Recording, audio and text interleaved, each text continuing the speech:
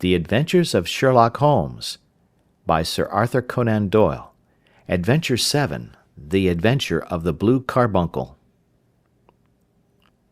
I had called upon my friend Sherlock Holmes upon the second morning after Christmas, with the intention of wishing him the compliments of the season. He was lounging upon the sofa in a purple dressing-gown, a pipe-rack within his reach upon the right, and a pile of crumpled morning papers, evidently newly studied, near at hand. Beside the couch was a wooden chair, and on the angle of the back hung a very seedy and disreputable hard felt hat, much the worse for wear, and cracked in several places. A lens and a forceps lying upon the seat of the chair suggested that the hat had been suspended in this manner for the purpose of examination. "You are engaged," said I. "Perhaps I interrupt you." "Not at all. I am glad to have a friend with whom I can discuss my results. The matter is a perfectly trivial one." He jerked his thumb in the direction of the old hat. "But there are points in connection with it which are not entirely devoid of interest and even of instruction." I seated myself in his armchair and warmed my hands before his crackling fire, for a sharp frost had set in, and the windows were thick with the ice crystals. "I suppose," I remarked, "that, homely as it looks, this thing has some deadly story linked on to it, that it is the clue which will guide you in the solution of some mystery and the punishment of some crime." No crime," said Sherlock Holmes, laughing. "Only one of those whimsical little incidents which will happen when you have 4,000,000 human beings all jostling each other within the space of a few square miles.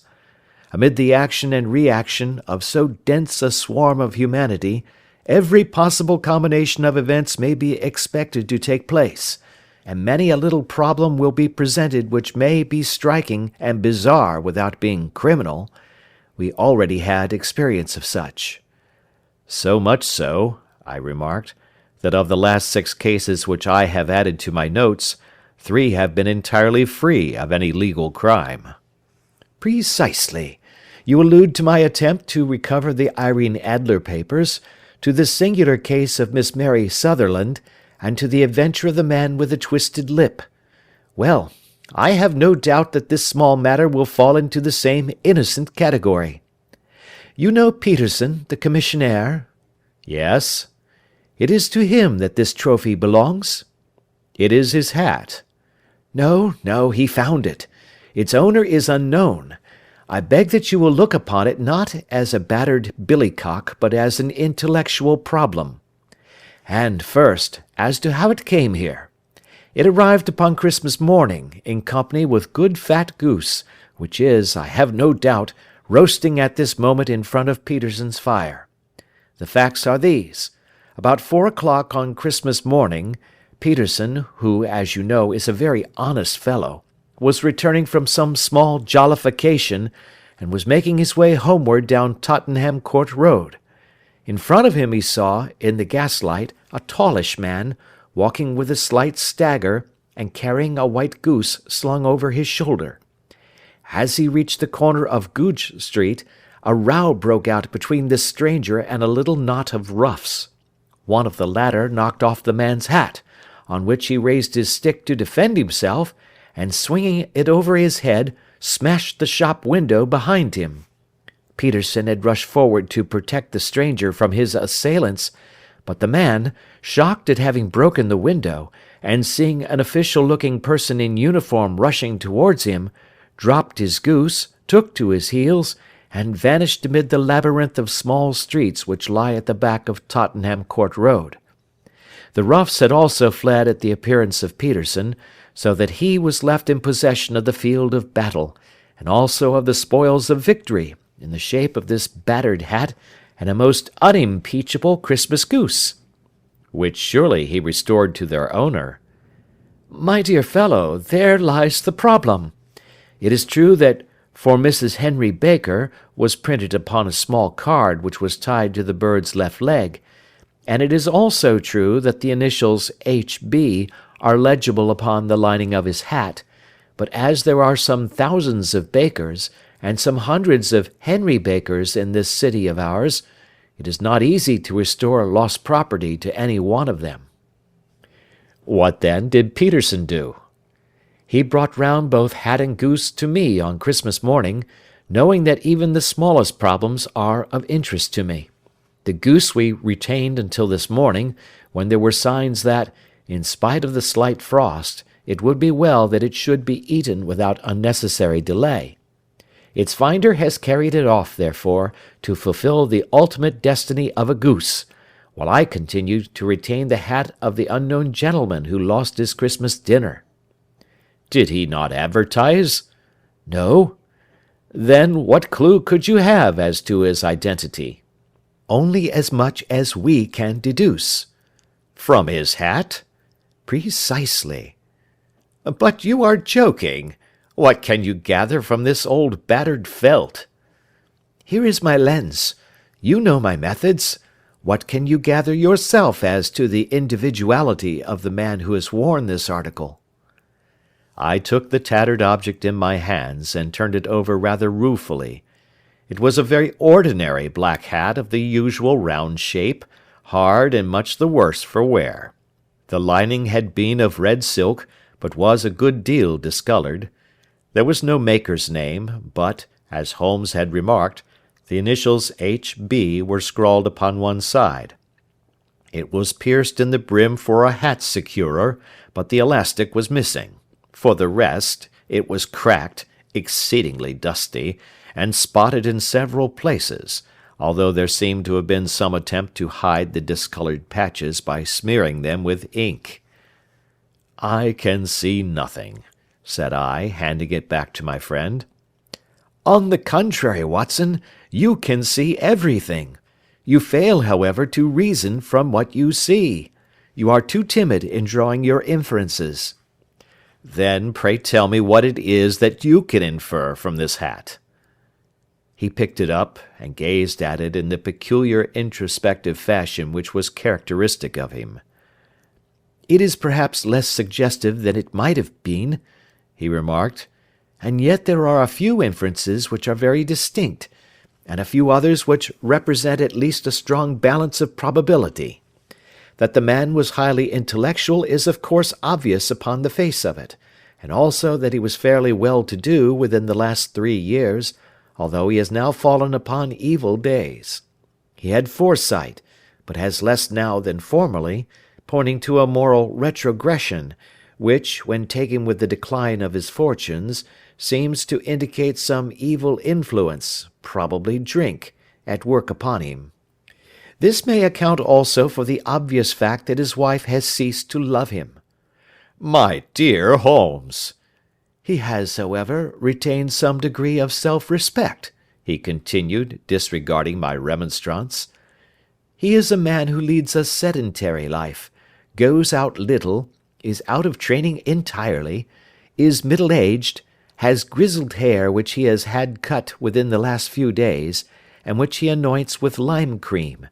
These are the more patent facts which are to be deduced from this hat. Also, by the way, that it is extremely improbable that he has gas laid on in his house." "You are certainly joking, Holmes." "Not in the least. Is it possible that even now, when I give you these results, you are unable to see how they are attained?" "I have no doubt that I am very stupid, but I must confess that I am unable to follow you. For example, how did you deduce that this man was intellectual?" For answer, Holmes clapped the hat upon his head. It came right over the forehead and settled upon the bridge of his nose. "It is a question of cubic capacity," said he. "A man with so large a brain must have something in it." "The decline of his fortunes, then?" "This hat is 3 years old. These flat brims curled at the edge came in then. It is a hat of the very best quality. Look at the band of ripped silk and the excellent lining.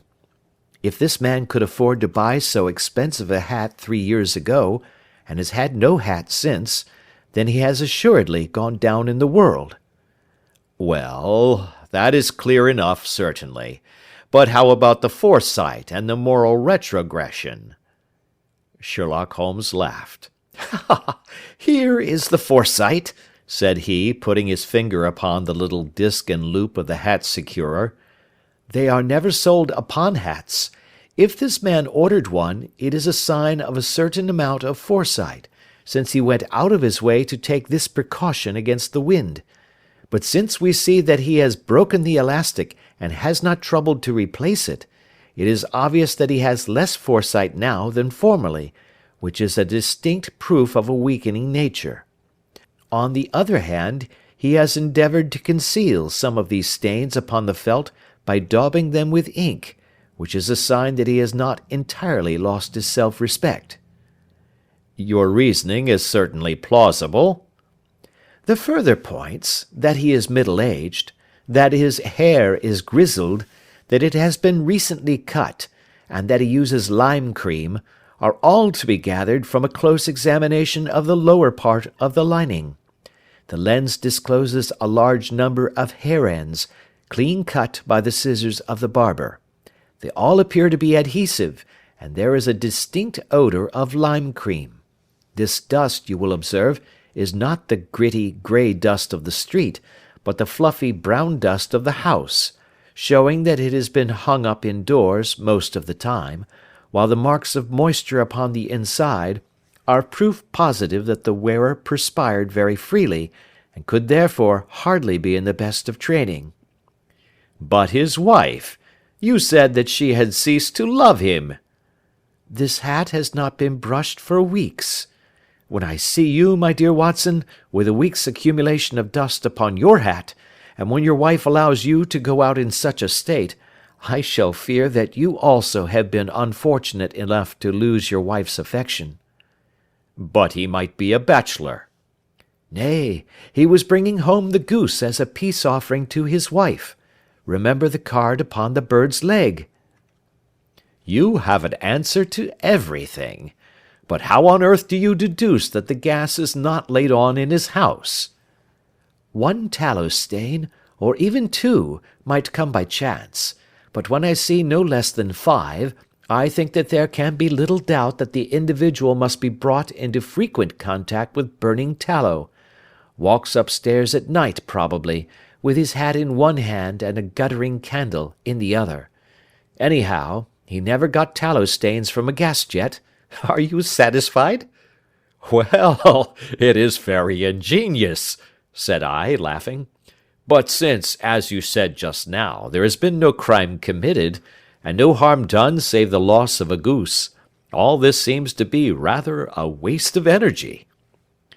Sherlock Holmes had opened his mouth to reply, when the door flew open, and Peterson, the commissionaire, rushed into the apartment with flushed cheeks and the face of a man who is dazed with astonishment.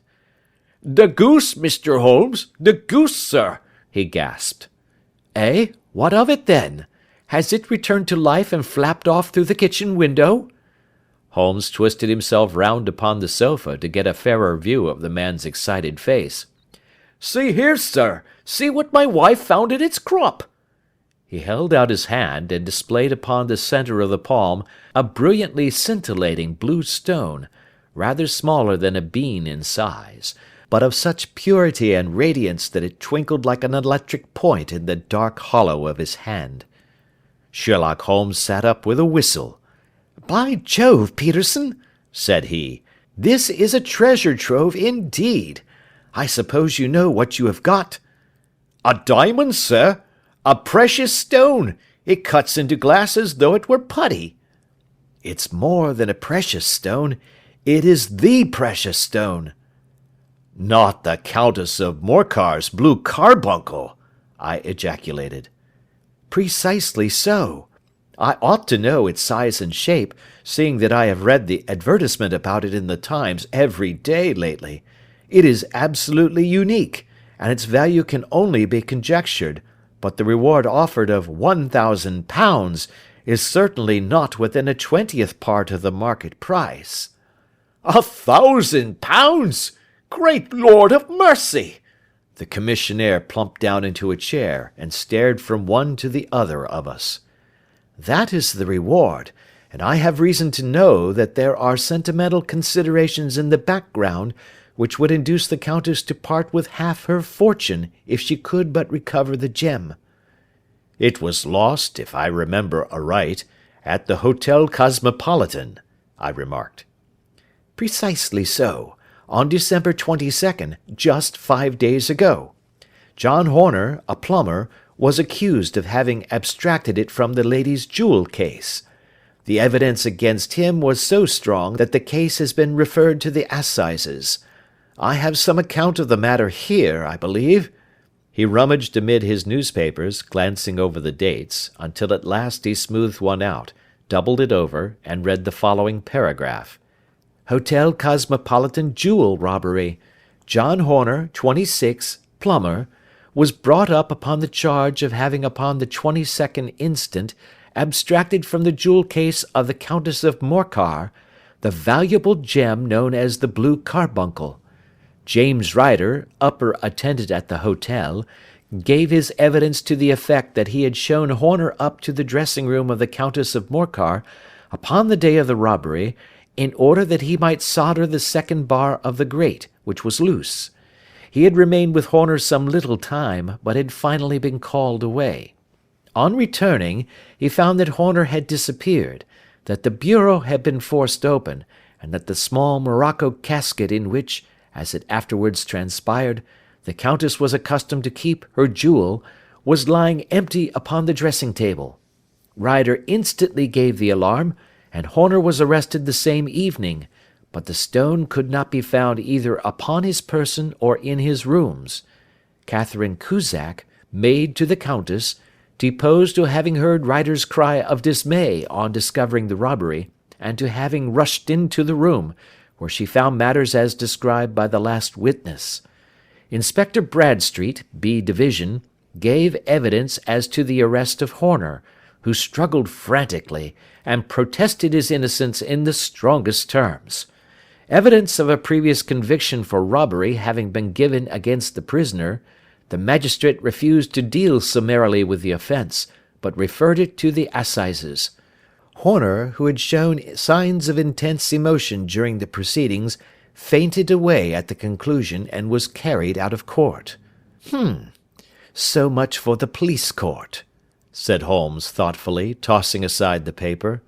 "The question for us now to solve is the sequence of events leading from a rifled jewel case at one end to the crop of a goose in Tottenham Court Road at the other. You see, Watson, our little deductions have suddenly assumed a much more important and less innocent aspect. Here is the stone. The stone came from the goose, and the goose came from Mr. Henry Baker, the gentleman with the bad hat, and all the other characteristics with which I have bored you.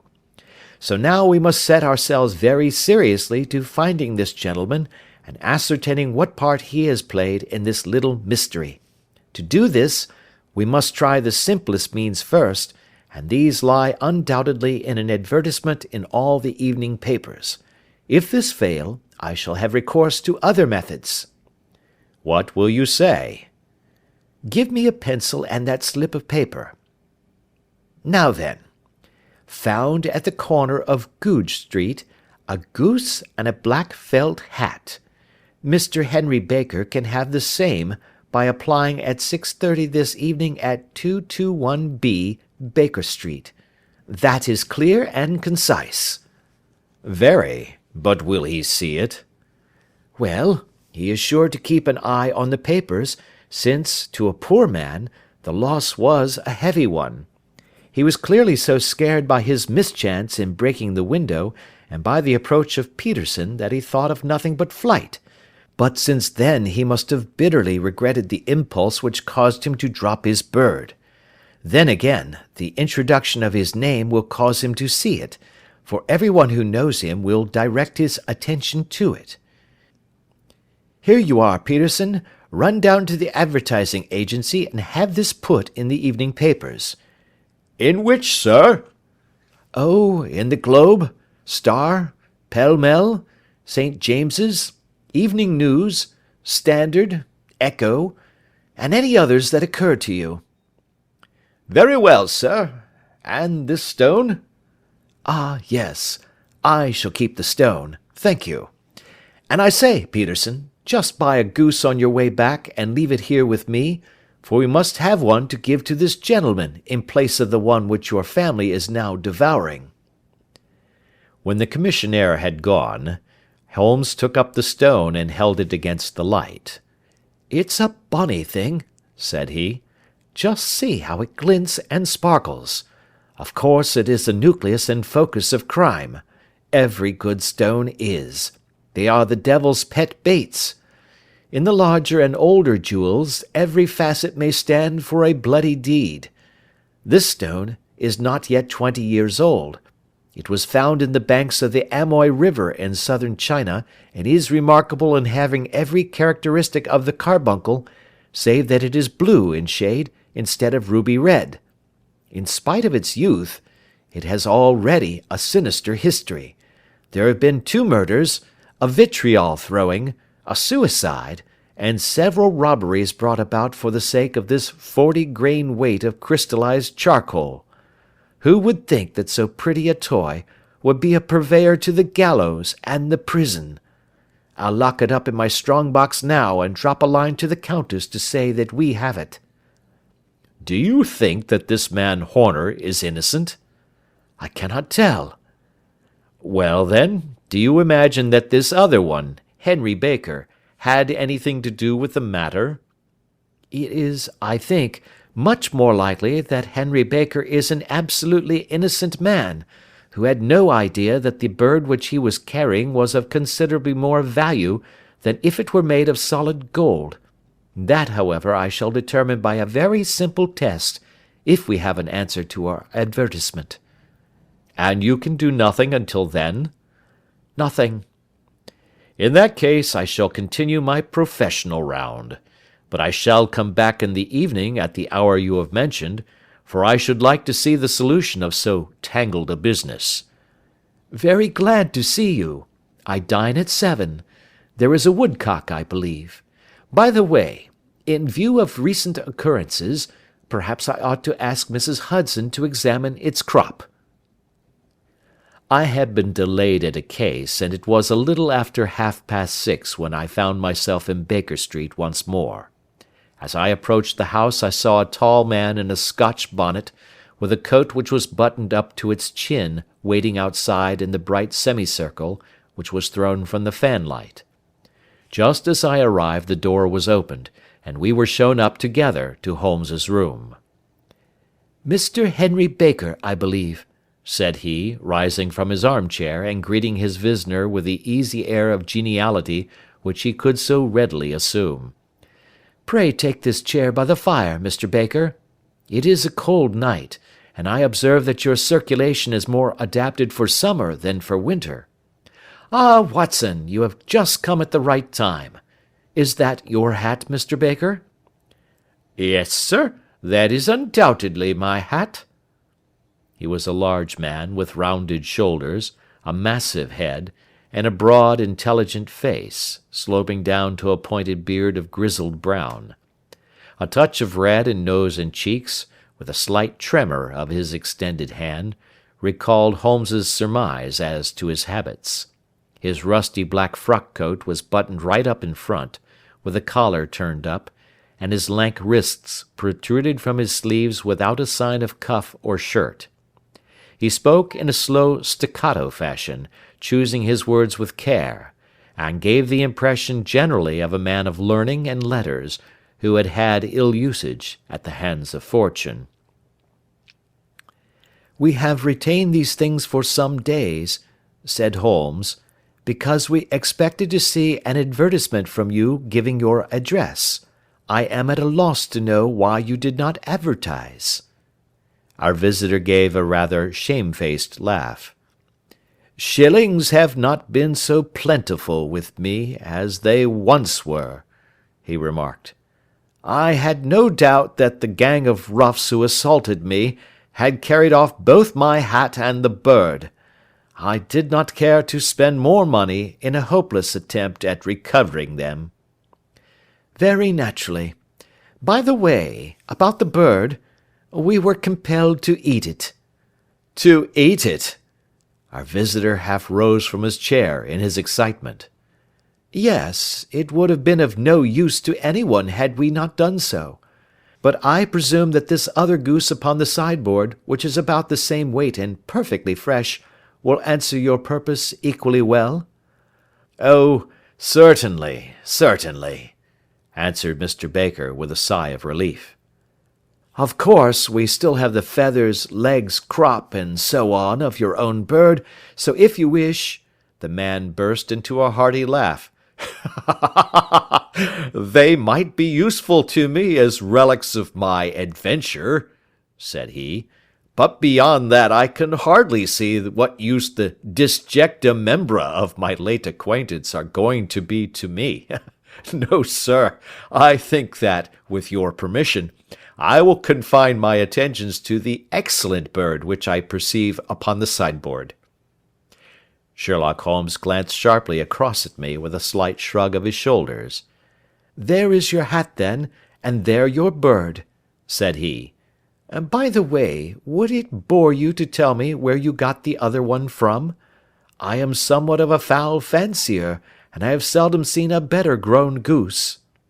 Certainly, sir, said Baker, who had risen and tucked his newly gained property under his arm. There are a few of us who frequent the Alpha Inn, near the museum. We are to be found in the museum itself during the day, you understand.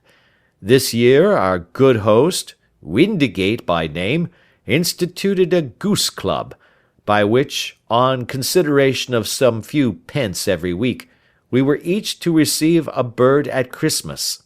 My pence were duly paid, and the rest is familiar to you. I am much indebted to you, sir, for a Scotch bonnet is fitted neither to my years nor my gravity. With a comical pomposity of manner, he bowed solemnly to both of us, and strode off upon his way. So much for Mr. Henry Baker, said Holmes, when he had closed the door behind him. It is quite certain that he knows nothing whatever about the matter. Are you hungry, Watson? Not particularly. Then I suggest that we turn our dinner into a supper and follow up this clue while it is still hot. By all means. It was a bitter night, so we drew on our ulsters and wrapped cravats about our throats. Outside, the stars were shining coldly in a cloudless sky, and the breath of the passers-by blew out into smoke like so many pistol shots.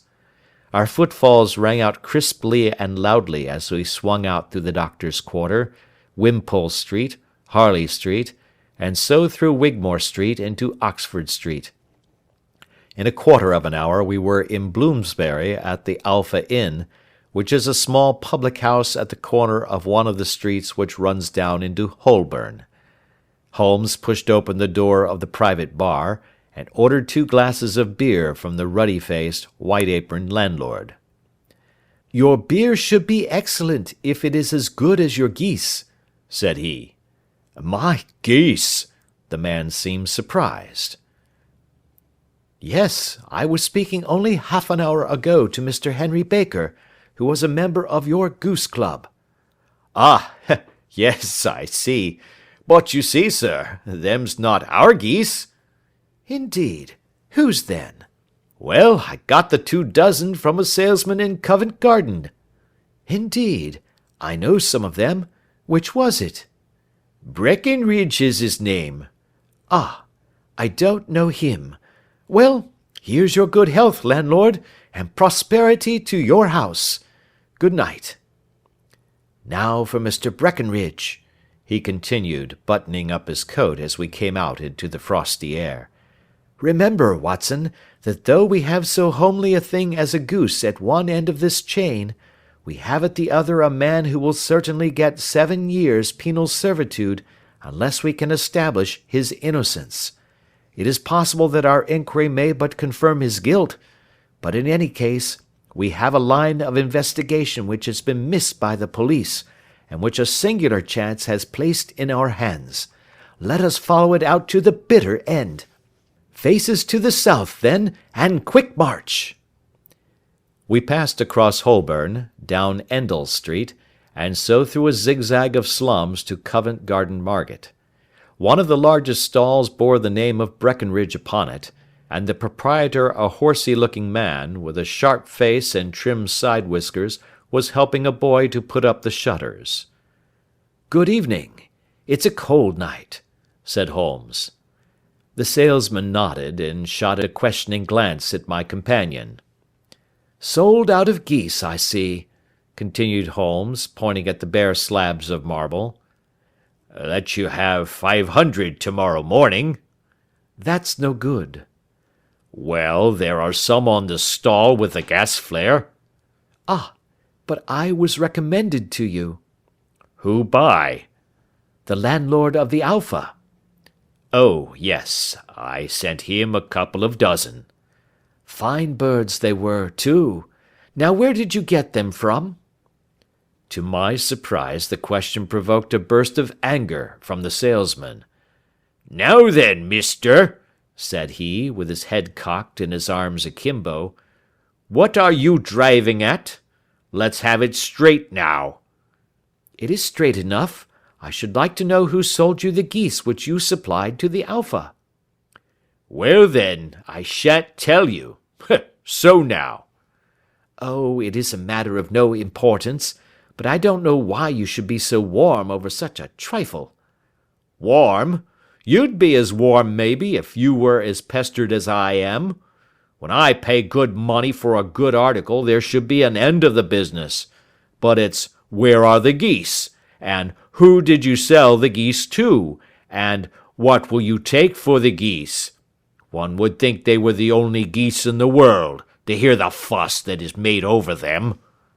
"Well, I have no connection with any other people who have been making enquiries," said Holmes carelessly. "If you won't tell us, the bet is off, that is all. But I'm always ready to back my opinion on a matter of fowls, and I have a fiver on it that the bird I ate is country bred." "Well, then, you've lost your fiver, for it's town bred," snapped the salesman. "It's nothing of the kind." "I say it is." "I don't believe it." "Do you think you know more about fowls than I, who have handled them ever since I was a nipper? I tell you, all those birds that went to the Alpha were town bred." "You'll never persuade me to believe that." "Will you bet, then?" "It's merely taking your money, for I know that I am right. But I'll have a sovereign on with you just to teach you not to be obstinate." The salesman chuckled grimly. "Bring me the books, Bill," said he. The small boy brought round a small thin volume, and a great greasy-backed one, laying them out together beneath the hanging lamp.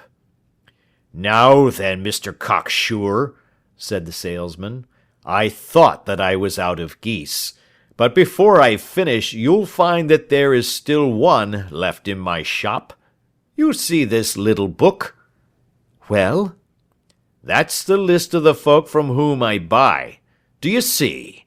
Well, then, here on this page are the country folk, and the numbers after their names are where their accounts are in the big ledger. Now then, you see this other page in red ink? Well, that is a list of my town suppliers. Now, look at that third name. Just read it out to me." "Mrs. Oakshott, 117 Brixton Road, 249, read Holmes. "Quite so. Now turn that up in the ledger." Holmes turned to the page indicated. "Here you are. Mrs. Oakshott, 117 Brixton Road, egg and poultry supplier." "Now then, what's the last entry?" "December 22nd, 24 geese at 7 shillings 6 pence. "Quite so. There you are. And underneath?" "Sold to Mr. Windicate of the Alpha at 12 shillings. "What have you to say now?" Sherlock Holmes looked deeply chagrined. He drew a sovereign from his pocket and threw it down upon the slab, turning away with the air of a man whose disgust is too deep for words. A few yards off he stopped under a lamp-post, and laughed in the hearty, noiseless fashion which was peculiar to him. when you see a man with whiskers of that cut, and the pink 'un protruding out of his pocket, you can always draw him by a bet," said he. "I dare say that if I had put £100 down in front of him, that man would not have given me such complete information as was drawn from him by the idea that he was doing me on a wager. Well, Watson, we are, I fancy, nearing the end of our quest, and the only point which remains to be determined is whether we should go on to this Mrs. Oakshott to-night, or whether we should reserve it for to-morrow. It is clear from what that surly fellow said that there are others beside ourselves who are anxious about the matter, and I should—" His remarks were suddenly cut short by a loud hubbub which broke out from the stall which we had just left. Turning round, we saw a little rat-faced fellow standing in the centre of the circle of yellow light which was thrown by the swinging lamp, while Breckenridge, the salesman, framed in the door of his stall, was shaking his fists fiercely at the cringing figure. "I've had enough of you and your geese," he shouted. "I wish you were all at the devil together. If you come pestering me any more with your silly talk, I'll set the dog at you. You bring Mrs. Oakshott here, and I'll answer her. But what have you to do with it? Did I buy the geese off you?" "No, but one of them was mine all the same," whined the little man. "Well, then, ask Mrs. Oakshott for it." "She told me to ask you." "Well, you can ask the King of Prussia for all I care. I've had enough of it. Get out of this." He rushed fiercely forward, and the inquirer flitted away into the darkness. "Ha!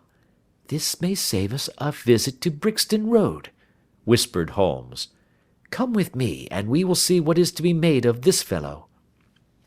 Striding through the scattered knots of people who lounged round the flaring stalls, my companion speedily overtook the little man, and touched him upon the shoulder.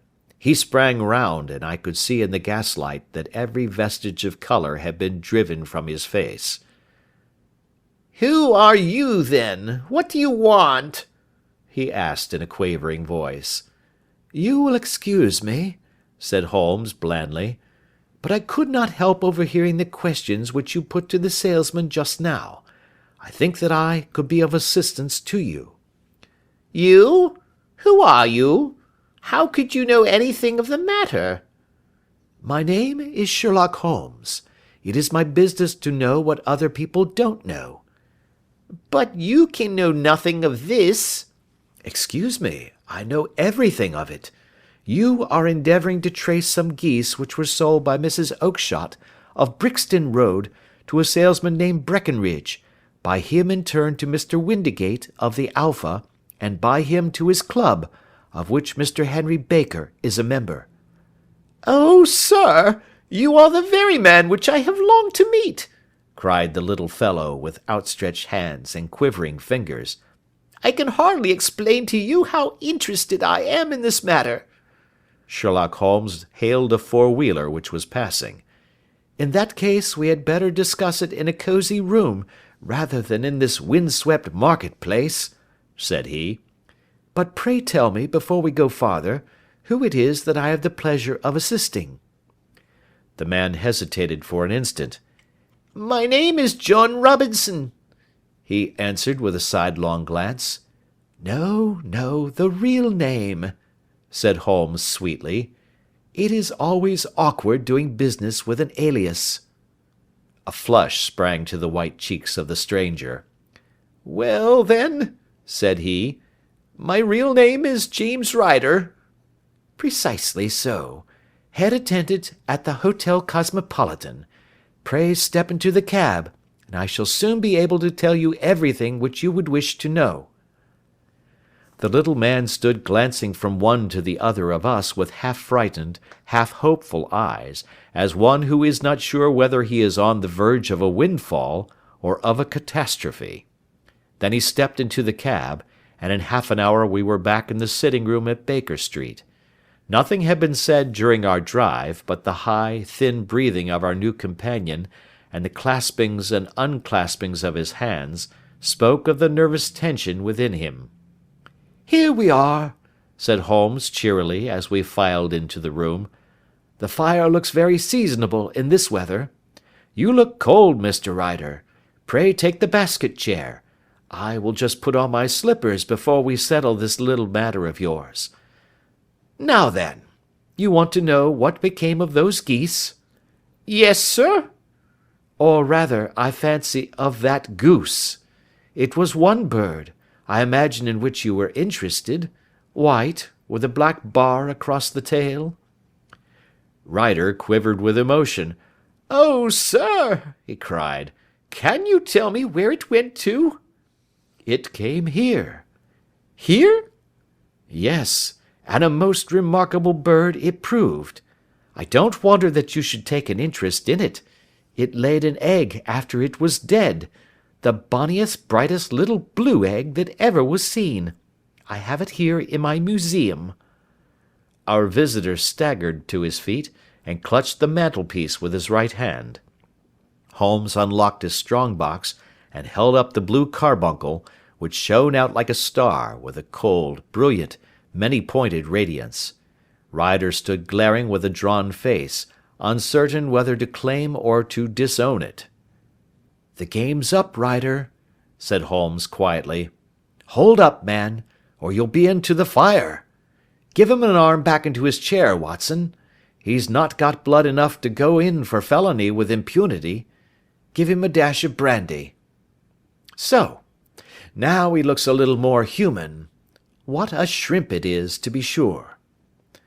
For a moment he had staggered and nearly fallen, but the brandy brought a tinge of colour into his cheeks, and he sat staring with frightened eyes at his accuser. "I have almost every link in my hands, and all the proofs which I could possibly need, so there is little which you need tell me. Still, that little may as well be cleared up to make the case complete. You had heard, Ryder, of this blue stone of the Countess of Morcar's?" "It was Catherine Cusack who told me of it," he said in a cracking voice. "I see. Her ladyship's waiting-maid. Well, the temptation of sudden wealth so easily acquired was too much for you, as it has been for better men before you, but you were not very scrupulous in the means you used. It seems to me, Ryder, that there is the making of a very pretty villain in you.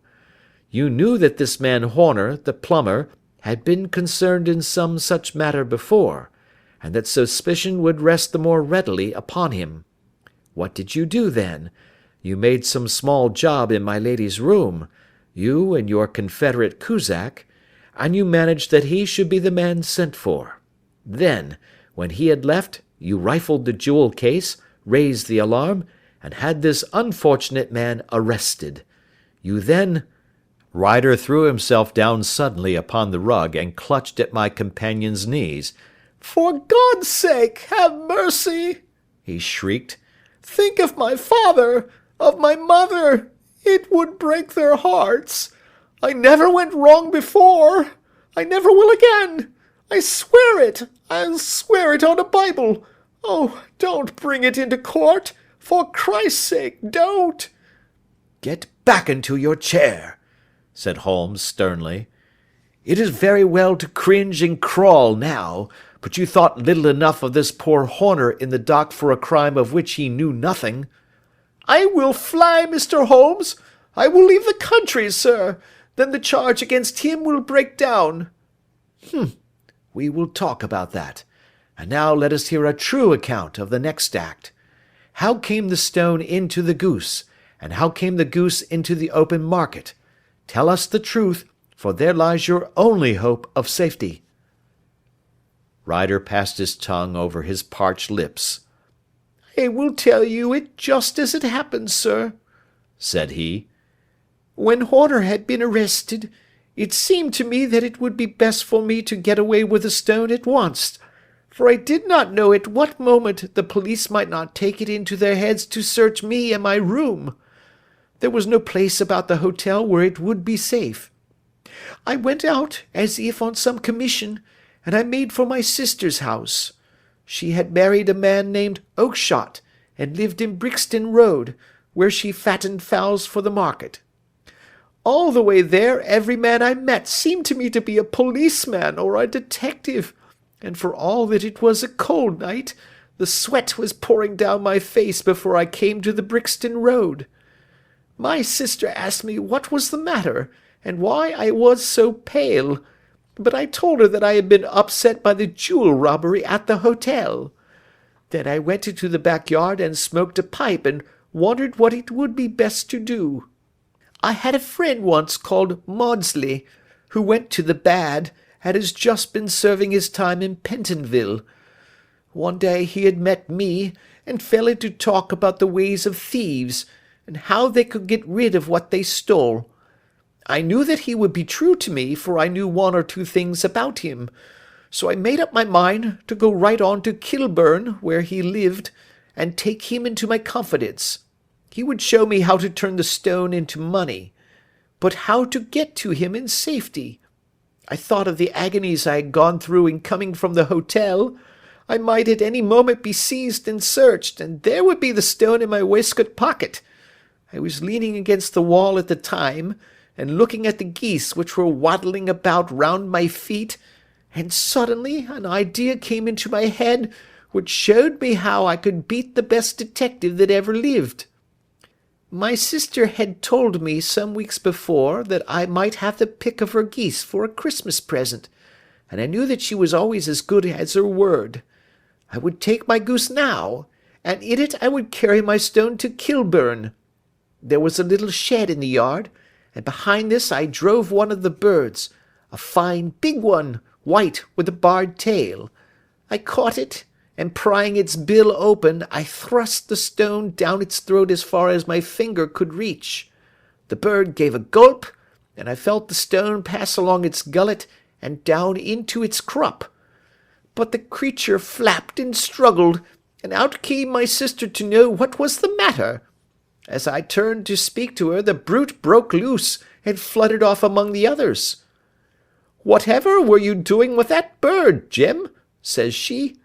"Well," says I, "you said you'd give me one for Christmas, and I was feeling which was the fattest." "Oh," says she, "we've set yours aside for you. Jem's bird, we call it. It's the big white one over yonder. There's 26 of them, which makes one for you, and one for us, and 24 for the market." "Thank you, Maggie," says I, "but if it is all the same to you, I'd rather have that one I was handling just now." "The other is a good 3 pound heavier," said she, "and we fattened it expressly for you." "Never mind, I'll have the other, and I'll take it now," said I. "Oh, just as you like," said she, a little huffed. "Which is it you want, then?" "That white one with the barred tail, right in the middle of the flock." "Oh, very well, kill it and take it with you." Well, I did what she said, Mr. Holmes, and I carried the bird all the way to Kilburn. I told my pal what I had done, for he was a man that it was easy to tell a thing like that to. He laughed until he choked, and we got a knife and opened the goose. My heart turned to water, for there was no sign of the stone, and I knew that some terrible mistake had occurred. I left the bird, rushed back to my sister's, and hurried into the backyard. There was not a bird to be seen there. "Where are they all, Maggie?" I cried. "Gone to the dealers, Jem." "Which dealers?" "Breckenridge, of Covent Garden." "But was there another with a barred tail?" I asked. "The same as the one I chose?" "Yes, Jem, there were 2 barred-tailed ones, and I never could tell them apart." "Well, then, of course I saw it all, and I ran off as hard as my feet would carry me to this man Breckenridge, but he had sold the lot at once, and not one word would he tell me as to where they had gone. You heard him yourselves to-night. Well, he has always answered me like that. My sister thinks that I am going mad. Sometimes I think that I am myself, and now I am myself a branded thief, without ever having touched the wealth for which I sold my character. God help me! God help me!" He burst into convulsive sobbing, with his face buried in his hands. There was a long silence, broken only by his heavy breathing and by the measured tapping of Sherlock Holmes's finger-tips upon the edge of the table. Then my friend rose and threw open the door. "Get out," said he. "What, sir? Oh, heaven bless you!" "No more words. Get out." And no more words were needed. There was a rush, a clatter upon the stairs, the bang of a door, and the crisp rattle of running footfalls from the street. "After all, Watson," said Holmes, reaching up his hand for his clay pipe, "I am not retained by the police to supply their deficiencies. If Horner were in danger it would be another thing, but this fellow will not appear against him, and the case must collapse. I suppose that I am commuting a felony, but it is just possible that I am saving a soul. This fellow will not go wrong again. He is too terribly frightened. Send him to jail now, and you will make him a jailbird for life. Besides, it is the season of forgiveness. Chance has put in our way a most singular and whimsical problem, and its solution is its own reward.